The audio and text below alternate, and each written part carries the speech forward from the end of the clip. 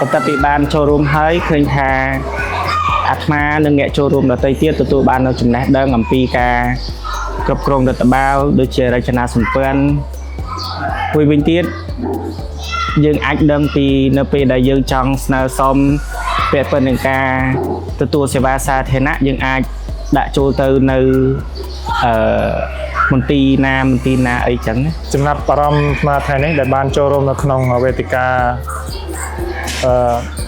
មកមានចំណាប់អារម្មណ៍មួយទាក់ទងនឹងការគ្រប់គ្រងឬក៏រចនាសម្ព័ន្ធរបស់រដ្ឋបាលខេត្តឃើញថារដ្ឋបាលខេត្តគាត់បានយកចិត្តទុកដាក់ច្រើនទាក់ទងនឹងការវិស័យគ្រប់គ្រងខេត្តមួយគឺវិស័យ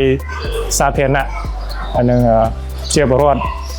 ដែលគាត់មានបញ្ហាអីរដ្ឋបាលខេត្តតែងតែចូលទៅដោះស្រាយបានភ្លាមដោយមានសំណួរខ្លះៗដែលលើកយកមកសួរនៅក្នុងវេទិកាទាក់ទងនឹងបញ្ហាសុខាភិបាលឬក៏បញ្ហាក្រសួងអប់រំឬក៏បញ្ហាផ្លូវថ្នល់ផ្សេងៗដែលមានសំណួរចោទសួរឆ្លើយហ្នឹងហើយឃើញថាវាគ្មិនក៏បានបកស្រាយបញ្យលណែនាំនៅក្នុងទៅកាន់អ្នកដែលសួរហ្នឹងបានបោះក្បាយមែនតើសម្រាប់ស្មារតី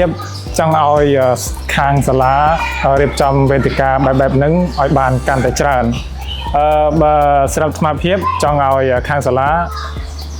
ជ្រើសរើសប្រធានបទណាដែលតេតទៅនឹងខេត្តសៀមរាបរបស់យើងអាចថាតេតទៅនឹងការអភិវឌ្ឍរបស់ខេត្តឬក៏ប្រធានបទតេតទៅនឹងទេសចរតេតទៅនឹងខាងបរិស្ថានអាហ្នឹងកាន់តែល្អទៀតព្រោះអាឃើញថាបរិស្ថានរបស់ខេត្តសៀមរាបយើងនៅខ្វះខាតច្រើនចន្លោះខ្វះខាតចឹងចង់ឲ្យមានប្រធានបទតេតទៅនឹងខាងបរិស្ថានអរគុណជាចុងក្រោយអាត្មាជំរុញឲ្យប្រជាពលរដ្ឋសិស្សានុសិស្សចូលរួមក្នុងកម្មវិធីរបស់សាលា Go Global បានច្រើនដើម្បី